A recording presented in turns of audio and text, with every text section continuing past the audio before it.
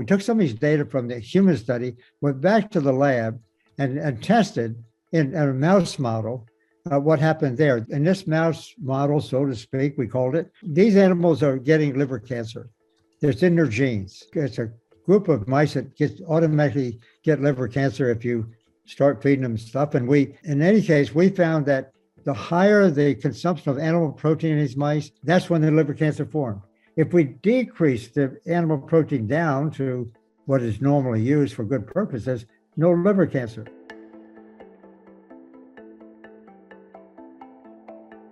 Welcome everybody to the Tuesday night show here. We have the distinct pleasure of having a giant in the field of science in general, and especially the plant-based community with us tonight is Dr. T. Colin Campbell. And so we're going to be talking about the whole concept of the antiviral effects of a plant-based diet. Now, unless you've been under a rock or in a cave or somewhere, I'm sure you are aware of the fact that, we've been under this pandemic, and it's really taken the world by storm, and certainly here in the United States, and many individuals have been affected in many ways, mostly adversity, unfortunately. And the unfortunate thing, and I've had a number of conversations with Dr. Campbell, and the unfortunate thing is you never really promoted the whole concept of health and optimal nutrition in the context of this pandemic. We actually had a conversation on YouTube, and he shared some very interesting data that he had back since 1989 that they published, and it showed the antiviral effects of a plant-based diet. And I was really fascinated with this data. We use a plant-based diet in our practice for many illnesses, and we particularly use it for COVID and had good success with it. And so to see that he had this, data that's been for a while in publication for a while was very intriguing. And so he's kind enough to come on and share this data with us. So Dr. Campbell, without further ado, welcome to the show. And again, thank you for coming and working with us. Back in the 1960s, I was involved in coordinating a program of feeding malnourished children in the Philippines. The idea was malnourished children in the various 600 countries around the world, the idea was that they are malnourished because they don't get enough protein. Of course, that was my background, by the way. I had done a doctoral dissertation on protein, and I was pushing the idea that the more protein we consumed, the better off we'd be, just like all my colleagues. And that basically meant animal-based protein.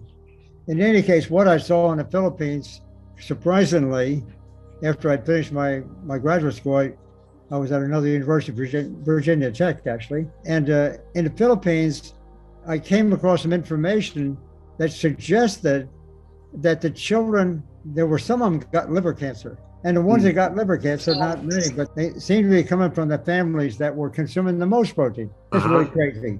People consuming more protein, more cancer. That's the short some of the substance of it. Came back to my university, organized a study, and that was the beginning of my research career. And I wanted to see, is it true that animal protein turns on cancer? I came back to the laboratory, organized a study that was funded by NIH, by the way. And I wanted to see whether it's really true that, higher animal protein meant more cancer. So what I'm showing you here is a slide of some of the data we got in experimental animals.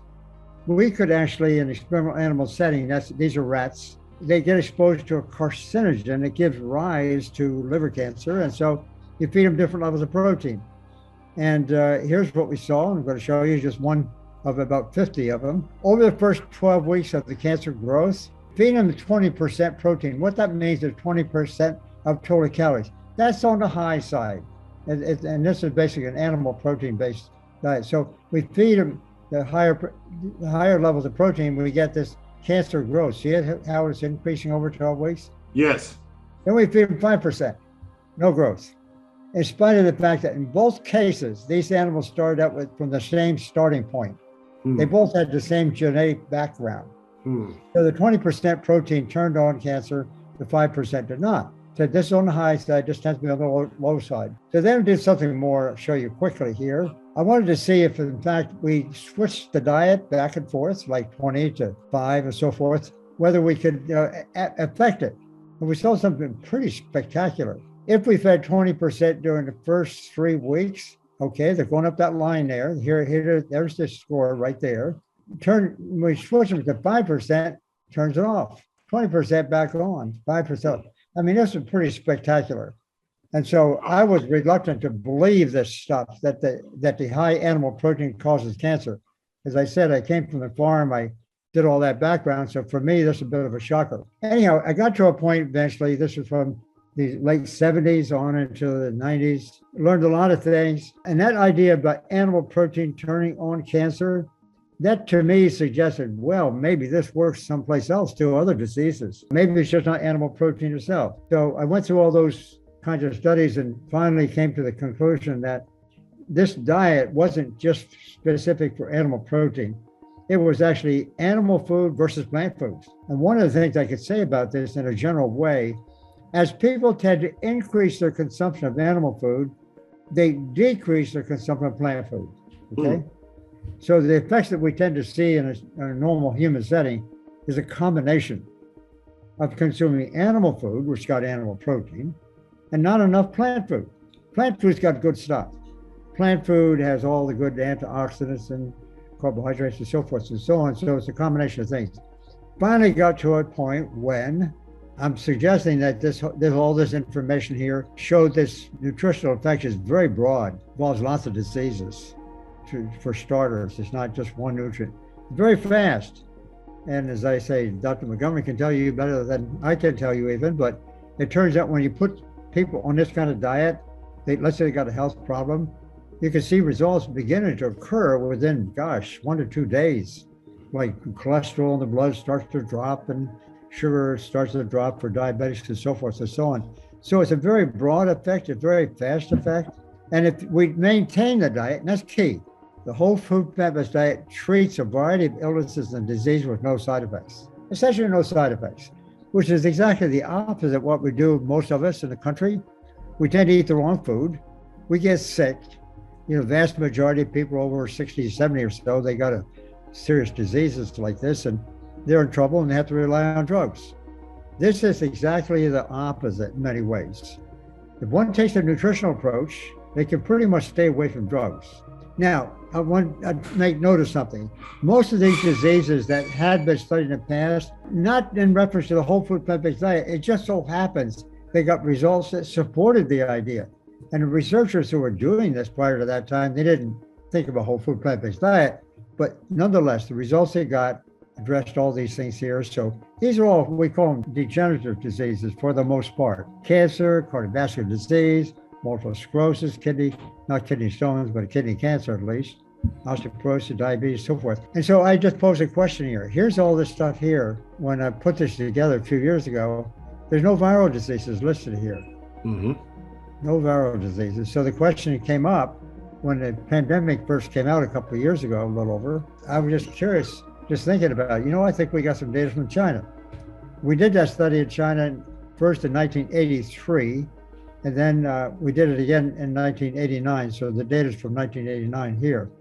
So I'm going to tell you about viral diseases, whether this diet works on viral diseases, like it does on heart disease and cancer and so forth.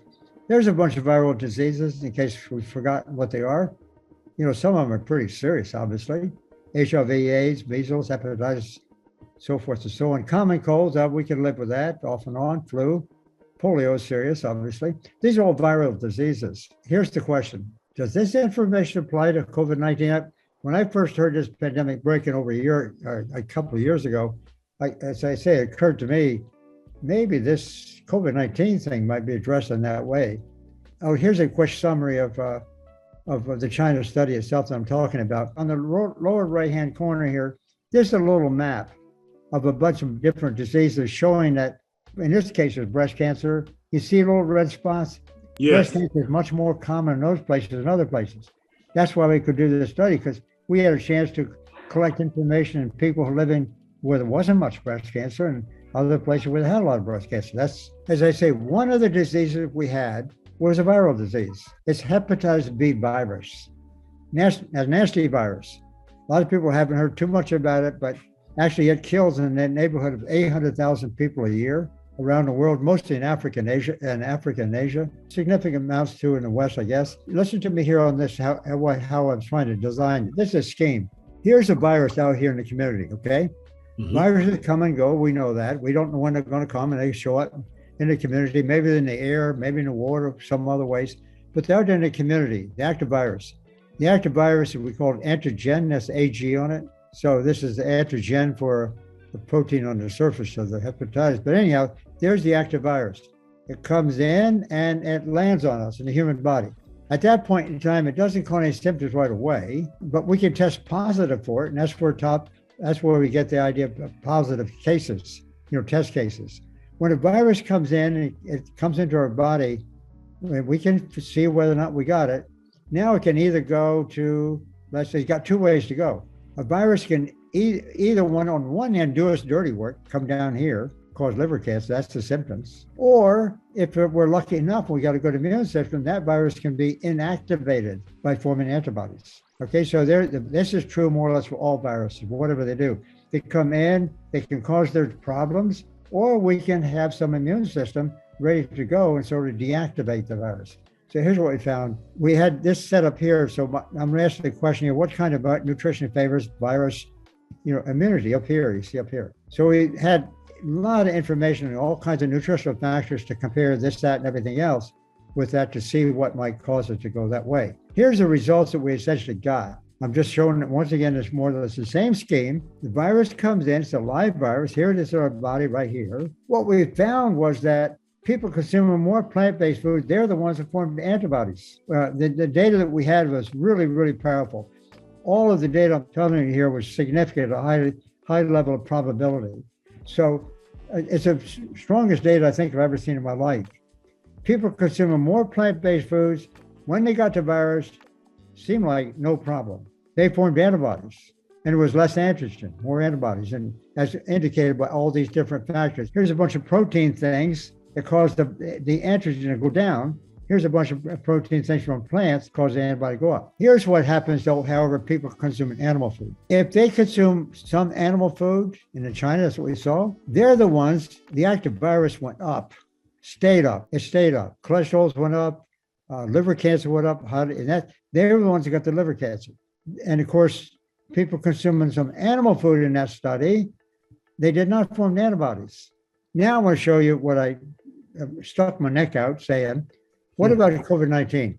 It's here, okay? So I'm just repeating the thing here. Here's a COVID-19 out there in the environment, so forth and so on. It comes and lands on us. The active virus is there. These are positive cases. They don't yet have the system, but we test positive. A lot of people can test positive and they don't necessarily suffer the consequences. Some do. Anyhow, here's a virus sitting here, or if we got a good immune system, it pushes it toward the antibody formation. Otherwise, it comes this way. And by the way, in this study in China, I should tell you, the animal food effect on causing that virus to cause us damage was remarkable in the sense that in that part of China, the amount of animal food they were consuming is only like 10% of what we do in the West. In other words, it was only a small amount of animal food they were consuming that caused that virus to act up and cause the liver cancer. I mean, that was part of the story that I found really striking. And of course, as animal food is increased, worse and worse and worse. Now, here's where the whole food plant-based diet comes in. We got the active virus sitting there. If we have the whole food plant-based diet, we get antibodies. Very nice, okay? On the other hand, that same whole food plant-based diet, it blocks us from getting the disease. That combination, get antibodies, less disease or no, certainly the serious diseases. Based on just the cholesterol dropping in a day or two and sugar and so forth, the whole food plant-based diet, one of the things I find so remarkable about that, and actually you might want to say more about this, but well, I agree with that. We've treated a number of patients with COVID-19. As one person that I speak about, and this lady had COVID, and she became very ill and went to the emergency room after passing out, and we put on a raw plant-based diet. We did add some supplements, but She was feeling better in a matter of 4 hours. And the very next day, she was back to normal in terms of symptoms. Dr. Campbell, I want to thank you very much for giving us an enlightening discussion and educating all of us on the mechanisms of how plant-based diet can enhance our immune system. And I want all of you to share what we're doing here with friends, loved ones, colleagues. This is a movement that we're starting. The Montgomery Heart Wellness Optimal Health community is one where we're building and we're strengthening individuals by informing them and giving you the information. So this first week, this free week is just a sample of what we're going to be doing on a regular basis. This is, in my opinion, is an alternative to the standard sick care system that many people are trapped in. And this community-based approach that we're using is going to evolve into a comprehensive health system that's going to start with the components of information, education, and community support, and the freedom of exchange of information so that you can actually take control of your own health and achieve optimal health goals and not just be trapped in the medical system. So again, thanks to each of you for joining us tonight, and special thanks for Dr. Campbell, and thank you, Jackie Williams, for co-hosting. All of you have a wonderful evening, and I look forward to seeing you in the next live event. Everybody take care.